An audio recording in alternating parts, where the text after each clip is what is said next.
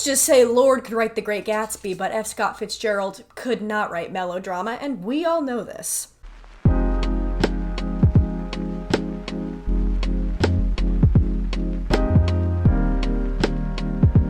Hi, hello, how are you? I hope you're doing well. Welcome back to my channel. I hope you are taking care of yourself, because if not, I'll kill you. I'll absolutely fucking hit you with my car, and I can't drive. My name is Carly, and today we're doing a little bit of a different video.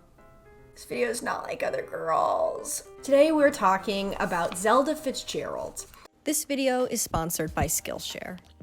So, if you didn't already know, Skillshare is an online learning community with thousands of classes that you can take for curious and creative people who just want to deepen their skills. I'm actually taking a class on Skillshare right now just for some fun summer learning, and it's called Boost Your Personal Branding Through Coding Your Own Website. I don't know how to code past like doing a little bit of HTML on my Tumblr blog in 2012, but I've always wanted to learn. The woman who's teaching this class, Aga Naplocha, is so good. She talks about how creative coding is, which is something I never considered. I'm having a great time. I would super recommend that class. Also, my favorite part about Skillshare is how incredibly affordable it is. With just an annual subscription, it's less than $10 a month. I love it, and I want you to get that feeling too. And thanks to Skillshare, the first 1,000 people who click the link in my description will get a free trial of Skillshare Premium. There's no catch.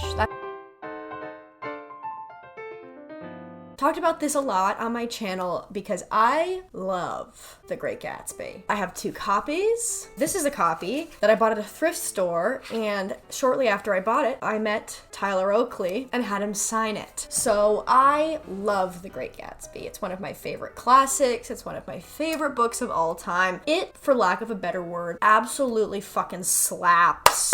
F. Scott went hard writing it. He did. Also, I'm drinking kombucha, and it looks like I'm drinking a mix of pond water and dehydrated urine. Damn, it's good though. But when you love a book, you also like to look into it a little bit, and lots of historians and critics have alleged that Zelda Fitzgerald, F. Scott's wife, wrote large sections of his books. F. Scott lifted full pages, full paragraphs from her diaries, from her letters. So we're gonna talk a little bit about that today. We're gonna talk about Zelda Fitzgerald, talk about her influences on F. Scott's work, and kind of look into and figure out, did F. Scott plagiarize his wife? How much of The Great Gatsby and his other works did Zelda write?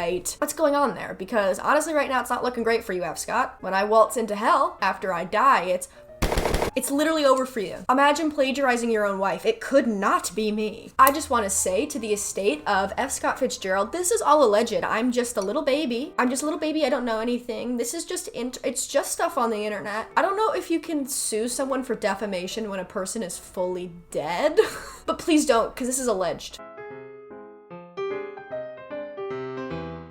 So Zelda Fitzgerald, she was born in Montgomery's Sweet Home, Alabama in 1900, and this bitch was rich as fuck. Her dad was a judge, she was a debutante rich. They kept mentioning she's a debutante. I don't know how rich that is, but it sounds rich. But although she was rich, she really rebelled against the Southern belle, demure woman stereotype, and in the way that a white woman that comes from considerable amount only can, she did whatever the fuck she wanted, quite frankly. She was a dancer, she loved to dance, but also she was obsessed with boys, she loved to drink, she loved to smoke. One of her favorite snacks was an aspirin in a can of Coke, which I have to assume was different than it is now, because an aspirin in a can of Coke now like wouldn't get you high. She wore a nude bathing suit that was the same color as her skin, so when she went swimming, everyone would think she was naked. Icon status. And somebody talking about her was quoted as saying she was only concerned with swimming and boys. Mood. So that's basically what Zelda Sayre was all about, just living her hot rich girl lifestyle and not giving a fuck about what anybody thought of her. Unbothered, booked and busy, we love to see it. So she met F. Scott at a country club because F. Scott was stationed in Alabama during his army service, and he proposed pretty quickly after they started hanging out and vibing, and she said no because he was poor.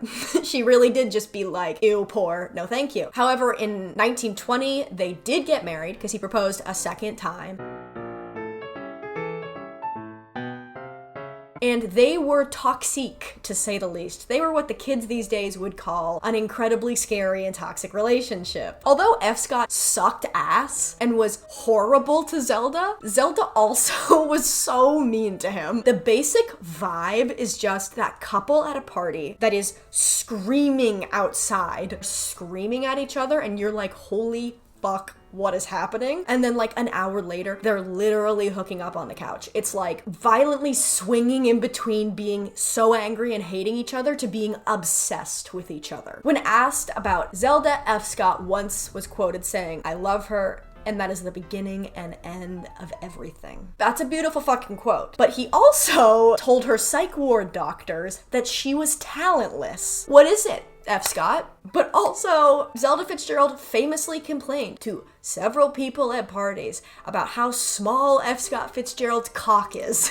She once said to him, "You are not built to ever fulfill a woman," referring to the size of his cock. She also accused him of having an affair with Ernest Hemingway, and Hemingway hated her, by the way. Hated her. Oh my god, you read some of the shit he said about her. That's just trying to give you an idea of the level of toxicity that we're going into in this relationship. They're not perfect. They're both insane. Like, think blank space Taylor Swift. Just two unhinged people who shouldn't be together, but should be in therapy. But I don't blame them. This is the time when therapy for women was either a lobotomy or the doctor would masturbate you. So they never divorced, but they were estranged at the time of F. Scott's death. At one point, Zelda was having an affair and asked her for a divorce. F. Scott did not like that. He locked her in their house until she took it back.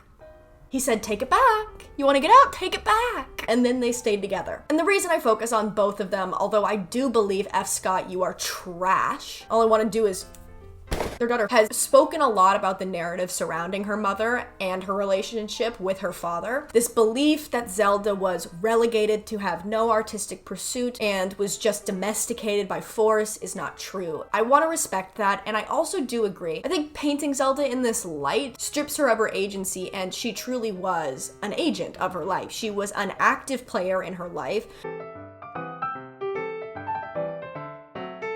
So now we're just gonna go through all of F. Scott Fitzgerald's works in chronological order and talk about the influence of Zelda on these works. How did she help? What parts were heavily influenced by her? And was that on purpose? Was she happy about it? So by the time that F. Scott had met Zelda, he was already working on his first novel, This Side of Paradise. She acted as a muse, and he was so enthralled by the uniqueness of her character that he rewrote the novel to have a character heavily based on her. Zelda was super happy about this. She kept a diary. Like, Zelda Fitzgerald, I'm so sorry you were dead. You would love password journal. You would love the password journal. She just loved to write for herself. So she offered up aspects of her journals to him. She offered up aspects of her letters to him, and even just her sayings for this character, because she was so happy to be a part of the book. So in This Side of Paradise, the character of Rosalind is based heavily on Zelda, and lots of her sayings, lots of her life follow closely to things and the life choices that Zelda has made. A lot of the prose is based on Zelda's journals describing her childhood and then her feelings as she starts a relationship. This is a moment in which she was helping, she was contributing. We cannot cast that aside, but she was happy to do it. It wasn't non-consensual. She wanted to help because this character was based on her, and that's pretty flattering. The publication and success of This Side of Paradise gives us the Fitzgeralds that we kind of know and associate today. The insane partiers who love to drink and are stylish and are witty and are smart but fight all the time. That because this catapulted them into that scene. So F. Scott then starts working on his second book, The Beautiful and the Damned, and upon its release, Zelda wrote, "It seems to me that on one page I recognized a portion of an old diary of mine which mysteriously disappeared shortly after my marriage, and also scraps of letters which, though considerably edited, sound to me vaguely familiar. In fact, Mr. Fitzgerald, I believe that is how he spells his name, seems to believe that plagiarism begins at home." Zelda Fitzgerald, The New York Tribune. It's argued if it was tongue-in-cheek or if it was serious, but there were also accounts of later Zelda complaining about the fact that F. Scott would be nothing without her, that the lines and characters that become iconic and critically acclaimed from these novels are lines that she had written or said. So then she started to try and pursue her own artistic outputs. So she started writing short stories to get published in magazines, and she also started her ballerina career. So you can again see the tension is rising between them. This is when the fights started happening more. This is when Zelda's mental illness was taking a downturn. Miss Thing was having a breakdown, and also F. Scott was becoming more and more dependent on alcohol. It wasn't an awesome moment for our good friends, the Fitzgeralds. Then F. Scott writes and publishes his third novel, The Great Gatsby. This, at the time, was a commercial and critical failure. It's his most famous book now, and people absolutely hated it at the time. One of the most iconic lines from this book, in which Daisy Buchanan tells Nick in regards to the birth of her young daughter, "I hope she'll be a fool. That's the best thing a girl can be in this world. A beautiful little fool." This is literally something that Zelda said right after Scotty, their daughter, was born, and it's like an iconic line. I mean, this is gonna be spoilers for The Great Gatsby.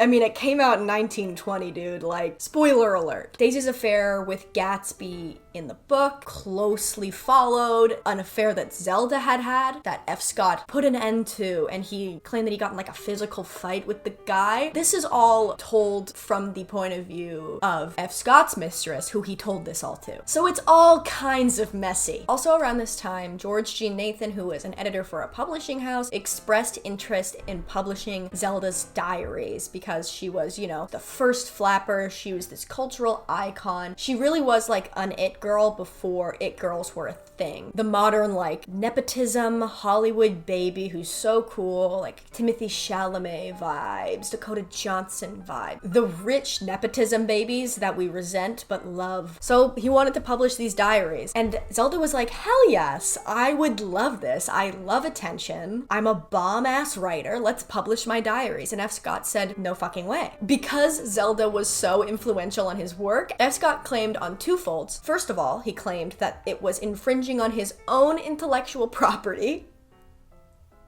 because he had used excerpts of the diaries and the narrative of the diaries in his 3 previous books.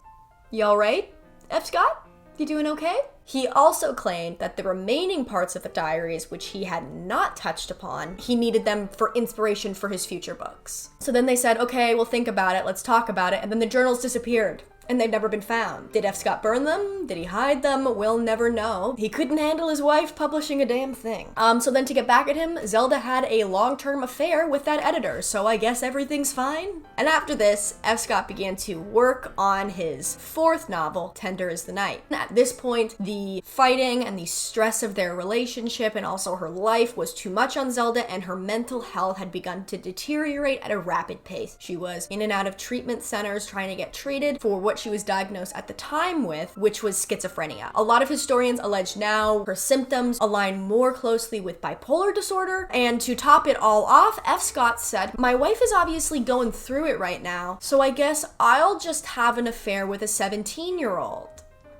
I'll just have a child mistress. While Zelda was being treated in-house at a hospital for her mental illness, she penned her first and only novel, Save Me the Waltz. At this point, Zelda had finished the novel and was seeking to publish it with Scribner, which was F. Scott's publisher, and this pissed off and scared F. Scott on 3 accounts. First, he was just threatened by her and did not want her to write. We've seen this before. He readily has admitted this at several points. He wanted to be the star in the relationship, and he wasn't always necessarily, and he didn't like that. The second reason he was pissed off and scared was because he was terrified about the hit that his reputation might take. Zelda was now writing about their relationship from her point of view, and he was rightfully terrified because he had not been an awesome partner at this point. Also, his alcoholism was increasingly becoming worse and worse. It would not feel awesome to have your dirty laundry aired out there, especially when you are going through it like that. I would support this point of view if he had not been doing this to Zelda in his last 3 fucking books. What is the disconnect, F. Scott? The third reason he was pissed off is because Save Me the Waltz was incredibly autobiographical about Zelda's life and her experiences. Sections of the novel had considerable overlap overlap with sections of his novel that he was currently writing, Tender is the Night. Because again, he was taking things that she had said, things that had happened in her life, which Zelda was incorporating into her book. At the end, they reached some kind of happy medium. We won't know exactly what aspects were given to each person, but Save Me the Waltz was published, and because of lack of publicity and also the fact that America was entering the Great Depression and nobody gave a shit about the Jazz Age anymore, Save Me the Waltz only sold 1,392 copies and was met with pretty bad reviews. It was panned by the critics at the time. People were not interested in lush descriptions of the Jazz Age anymore. They were pissed at the government and pissed at the opulence of the past, and they didn't want to read about it, which, like, fair enough. You're going through the Great Depression. I'm not going to tell you how to live. Shortly after that, F. Scott published Tender is the Night, which sold 12,000 copies, but F. Scott saw this as his life's work, what was going to be his best novel yet, and it was also critically received fairly poorly, and he never really got over this. He was incredibly confused as to why people didn't like it, why people weren't interested in reading about the Jazz Age.